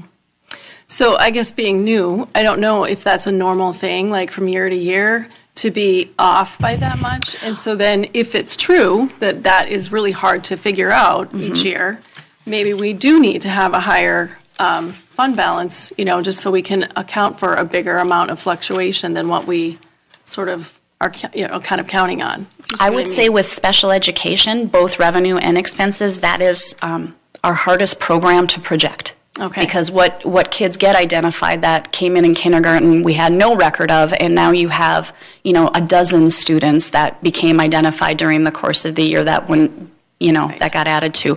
So special ed is more of an anomaly as compared to probably the rest of the budget as far as the potential for significant variation. Right. One other thing I'd like to add to that, Kristen, we talked about this a little bit earlier, but the number of new students to our special education programs, because we have students who came from Valley Crossing also who were not part of our system as special education. And then I think I remember, I'm hesitate a little bit to do this from just my memory, but I think overall we had 61 new students to the district in special education. So that is a big jump coming from out of our district. Mm-hmm. And I think they tend to have a smaller staff-student ratio, right? So that it would be a little bit more volatile number, I would think, with special ed. It is. Yeah. Another one that looks like it has jumped around a lot for me is the operations and maintenance. That one, and depending on the category you're looking at, whether it's the capital side or the general fund side, capital fund side, timing of projects. You know, with construction, sometimes, you know, you hit a cycle where you think you were going to get it done in the prior fiscal year, something happened, you ended up doing it in this fiscal year, transfer funds, or you were able to get it done in the prior fiscal year, and now you no longer have that as a list. Right. So you're going to see that a little bit, because it's again, the combination of the two is probably equal, but when looking at individual pages, it's a little bit more hard to reconcile. In looking at what is the general fund, that is, and I know a question had come up from Director Pearson, like why are we looking at, this maybe wasn't specific, but why is there a change in fuel? There might be a case where we had projected a cold winter, or we use trend data, right? We use 5 years of trend data to say, okay, we don't know what it's going to look like. We know the costs are probably going to increase, but here's a 5-year average. We might have a great winter. We might have a terrible winter. We might have had a fuel tank that was full that we didn't really have to fill the whole prior year, but now we have to fill 3 of them because we let them go a year because we could. We had the surplus to wear that down. So that's where, with at least the utility side and the operations side, you'll see more deviation. Okay. But it's based on trend data. Okay. Director Potacek. Thank you. Couple things. One, I echo Shelley's comments that I also went through those reports, and I thought they were extremely helpful. There's a lot in them.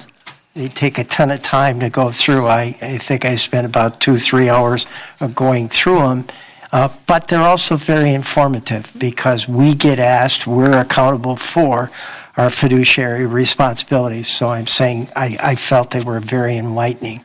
But the other thought I want to, and I don't necessarily need an answer tonight, but I thought one of the issues that came up during our discussions on procedures and finance also is trying to be a little bit more where we approve and then the expenditures are made rather than the expenditures are made and then we approve.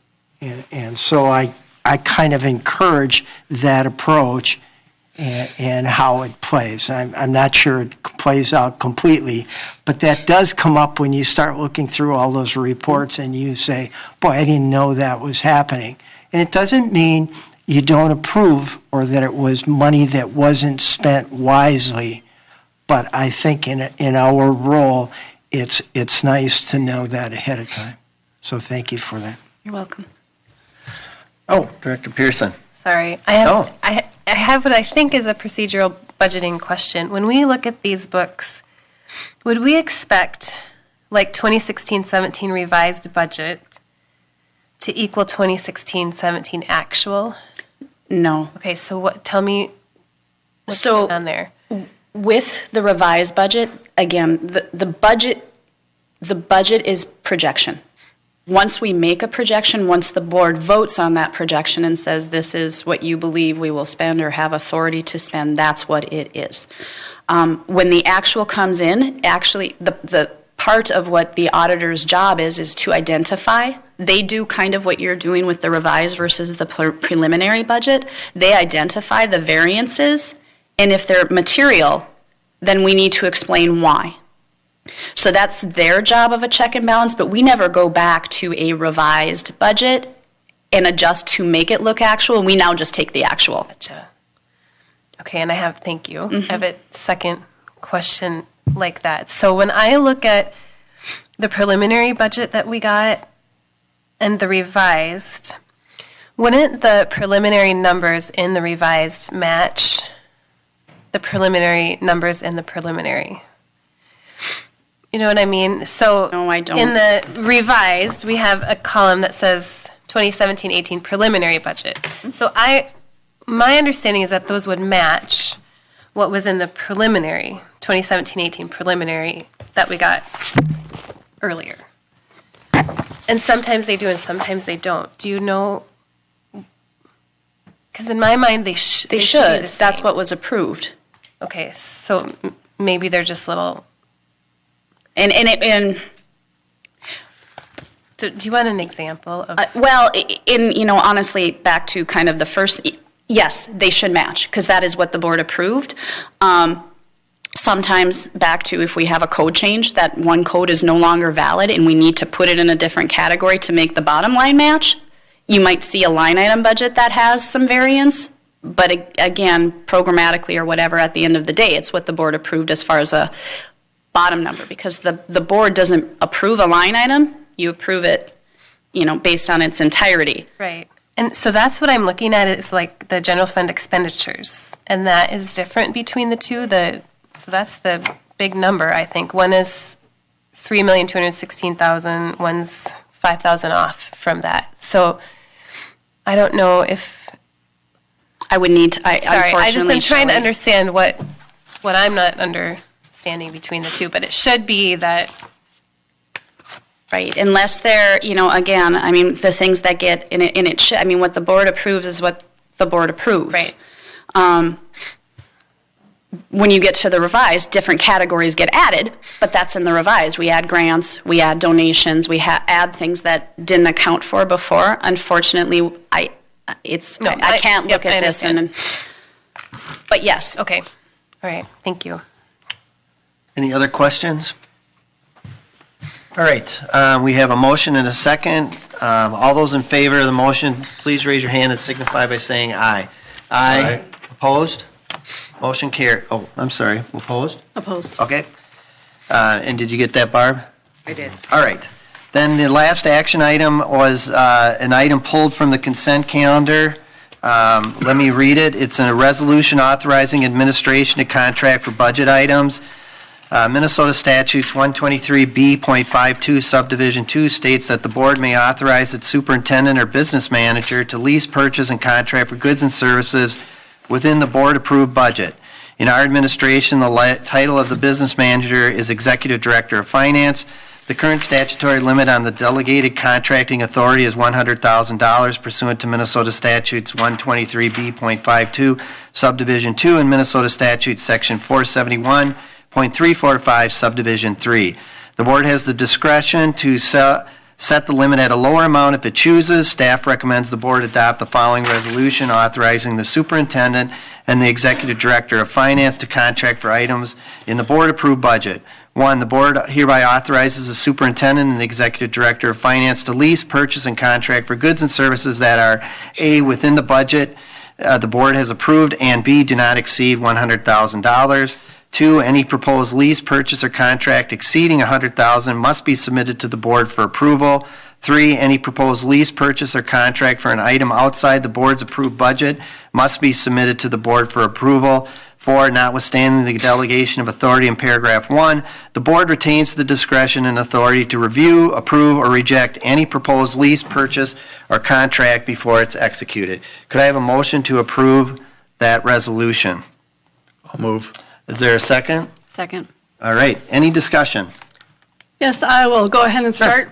I think that we need to change the amount in this resolution to $50,000 instead of $100,000. I just feel like I'm kind of uncomfortable with that number. It's a pretty big number, and if we're going to be putting things out for purchase, or bid or whatever, I would like to see that come before the board at $50,000 and not $100,000. So just procedurally, are you making a motion to amend this to $50,000? Yes, I am. All right. Is there a second? I'll second.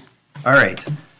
Any other discussion with regards to either the main motion or the secondary motion?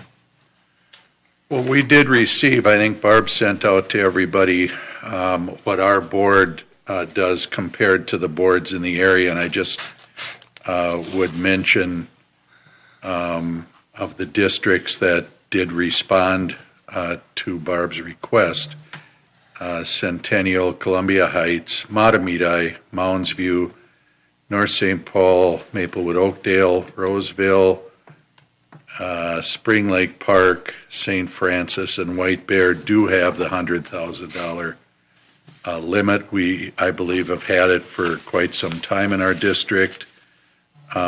The only one that's who responded that is relatively less is 916, who sets theirs at $50,000. And of course, when you're dealing with 14 school districts, that probably seems a little bit more appropriate. But I would not be in favor of changing this. I think the key phrase for me is, are within the budget the board has approved. And we see that in the very first line, and then we see it in number 1 in the proposal. So I think once the board sets the budget, I'm comfortable with the superintendent and the executive director of finance having the delegation to be able to spend up to $100,000. Any other discussion?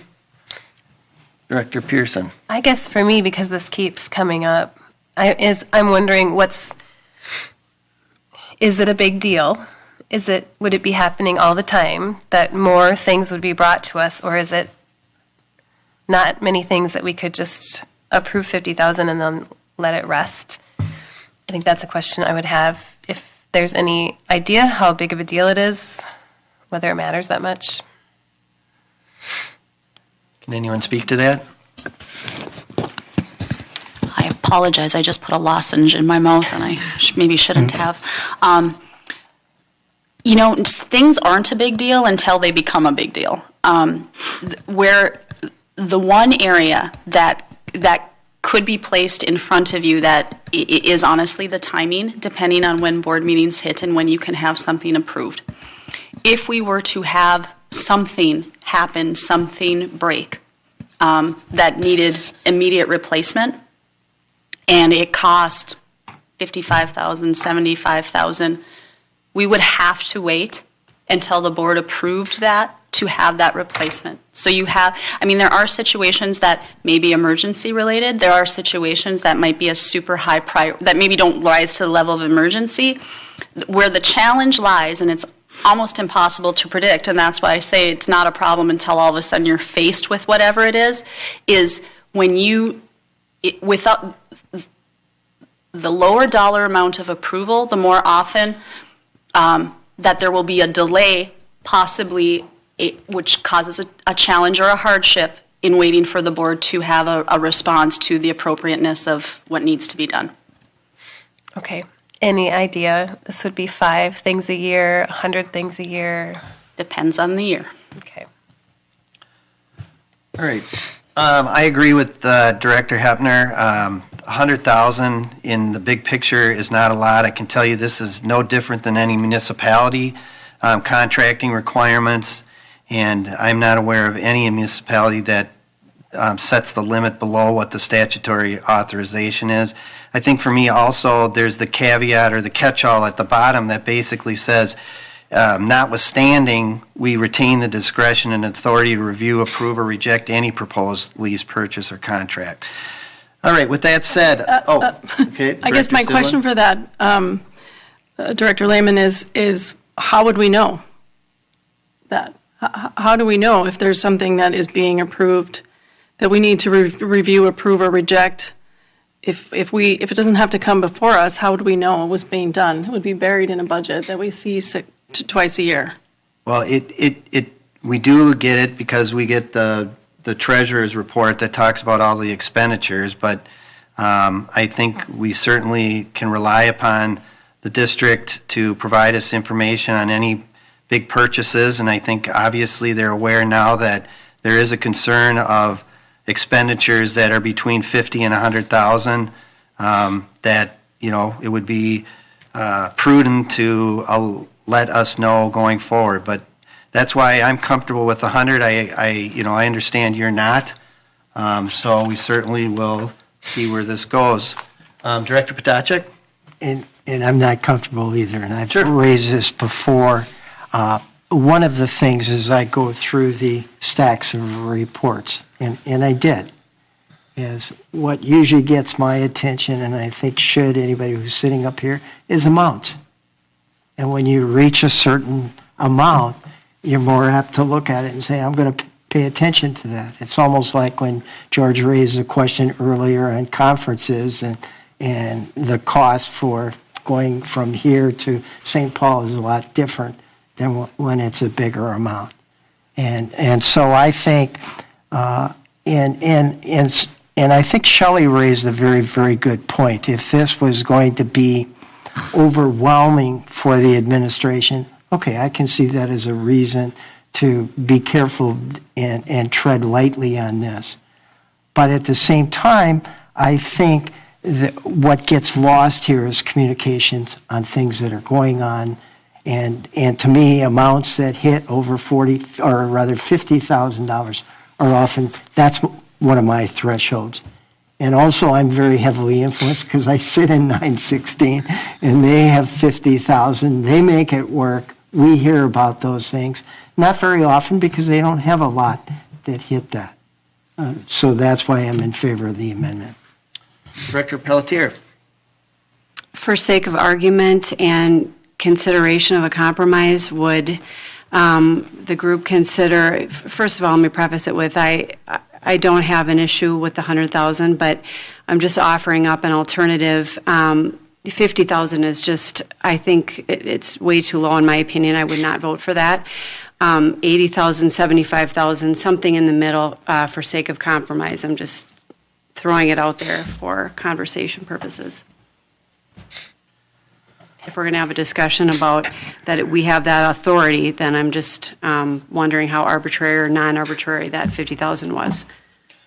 Well, might I suggest why don't we vote on the first one at 50 and we'll see where it goes, and then before we vote on the 100, we can see if anyone wants to introduce another motion. So with that said, and no further discussion, there is a motion to approve the resolution, however, that's printed, however, changing the 100,000 to 50,000.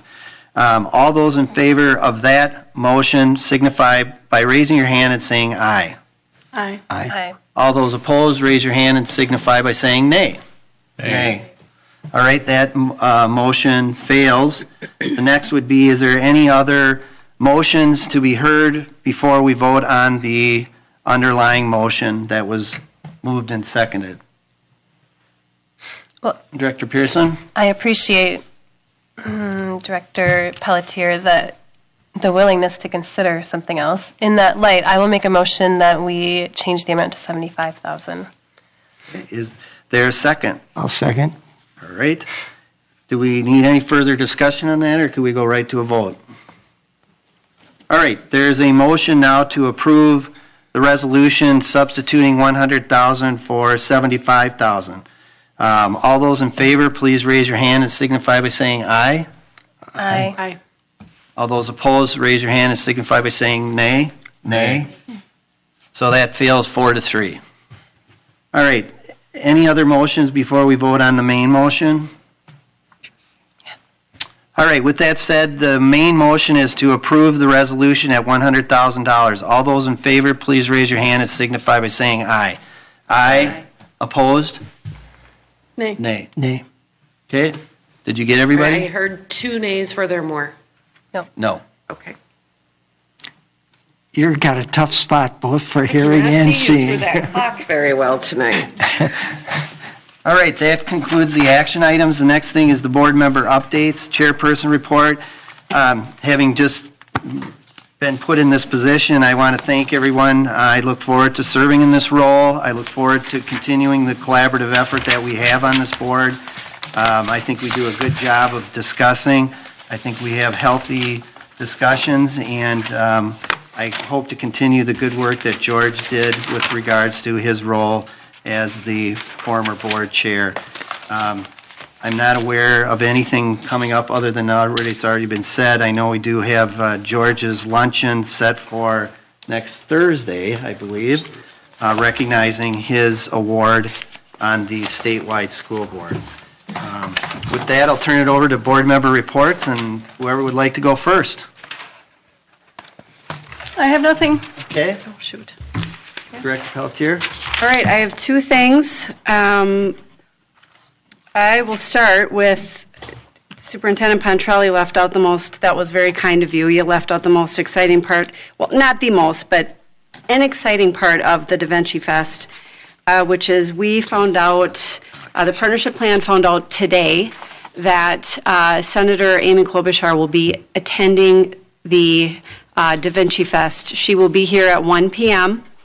on Saturday, and she wants to recognize, we have a tech, JurTech, is it? An innovation coach, Julie Belfans, and she is doing a lot of really great work, and Amy Klobuchar was impressed with it. I think the partnership plan folks have been working very hard and really working hard and connecting with her, and I'm just elated that this is actually going to happen. So it's open to the public. Please let everyone you know, the tens of thousands of people who are watching this tonight, just spread the word, please. It'll be very exciting stuff. And then the other thing I just wanted to quick note, so the Luther College Symphony Orchestra is going to be coming to SAHS on February 5th, which is, I believe, a Monday night at 7 p.m. They're going to be performing. There are many, many alums from Stillwater in this concert symphony. So it's free to the public, and just a great opportunity to see some of our grads who are still playing, and nothing but pride with that. And again, it's open to the public. I'm sure you can. It'll be at the SAHS auditorium. That's it. Thank you. Thank you. Director Hebner? Just want to thank the community. I walked through the Pony Activity Center Tuesday night. I was up for a girls' basketball game, and a friend of mine from Matamita had come over for the game, and he said, "Can you take me through the Pony Activity Center?" This is about 8:30 on a Tuesday night. The gymnastics gym was full of little kids. Not sure what age they are, but they weren't high school age. It was just packed with kids. He was very impressed with the gymnastics gym, obviously. There were no parents sitting in the hallway like they used to have to do. We went upstairs, and I counted 36 people who were walking. There were a number of folks in the weight room, number of folks in the cardio room, adults. All 4 courts were being used. There was a pickleball court being used, and 2 boys traveling basketball teams and 1 traveling girls team in the 4 courts. And I looked at the schedule, because if you go to the Pony Activity Center, before you walk up the stairs to go walking, they usually have the daily schedule. I don't think they could have got any more on that schedule. It was absolutely packed. So some people may think that that's an extra and it's something that our community doesn't need, but having traveled around the metropolitan area to other traveling events for my kids and now the grandkids, I've seen an awful lot of good facilities, and I think we're at a point where we can say we have facilities like many of these other places have. And I was just amazed at the number of people using it, so I wanted to thank the community, because it was because of their willingness to approve the dollars for that Pony Activity Center that we have it. Thank you. Director O'Loughlin? I don't have anything. Okay, Director Pearson? I have just one thing. I shared with you at the last board meeting that the Stillwater Rotary Club is holding their Taste of the Valley event on January 26th, 3 weeks from tomorrow at the Lake Elmo Banquet Center. And our main spotlight organization that we are raising money for is the Alternative Learning Center, partnering with the Youth Service Bureau to provide more mental health services for them. So it's a really great night. Taste of the Valley means we have, I think, 12 restaurants that come and serve. It's not just a little amount. You will go away very satisfied. Acapulco, Daily Grind, Grand Pizza, Joseph's, Lake Elmo Inn, Leo's, the Lowell Inn, Mallard's, Reve, Sarah's Tipsy Pies, Shields Catering, Water Street Inn will all be there providing food, and there's a live and silent auction. So if you can come, it's $50 a person, I think from 6 to 9. What's the date again? 26th. January 26th. Okay, thank you. Thank you. Director Potacek? A couple things. One, before the working group assignments come out, be aware, 9/16 has an organization meeting this coming Wednesday. So it would be helpful if you make that decision.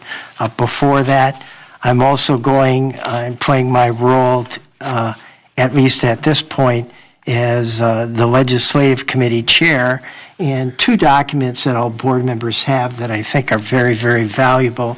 One is that the Minnesota School Boards Association put a release out on their legislative agenda for 2018. It looks something like this. They've broken it down very, very well. Their executive director has a YouTube video there where he goes through that. Other than leaving out gifted and talented, it's a pretty impressive array of things that they're going to work for. Then secondly, just as valuable, and these are interesting to compare, is today I also received the AMSD legislative platform, and that came out, and they have I think in very clear, easy English, identified about 5 legislative platform issues. I'm just going to read the major titles to make the public aware of the kinds of things that they are working for. Reform and stabilize the Teacher Retirement Association Fund. Increase and diversify the teacher workforce. Enhance taxpayer equity, particularly among districts. Reduce mandates and enhance local control. And the second to the last, ensure safe and modern school facilities. And actually what they led off with, and this board took a position at our last meeting, is to stabilize education for special education funding, and particularly to attack the cross subsidy. So again, lots of information. I think they tried to be as brief as they could. But I encourage all of you to, if you haven't already, and I suspect you have, please take a look at this. Thank you. Thank you. Before I do a motion to adjourn, I want to recognize, we do a lot of public service, and I just want to recognize Mike, who I know he wasn't aware I was going to do this, but Mike had served on the Valley Outreach Board of Directors for 9 years, and his service has ended, but I think that's admirable, and I appreciate all you do. And now being on that board, I know the commitment that you've made to that organization. So congratulations on 9 years. With that, can I get a motion to adjourn?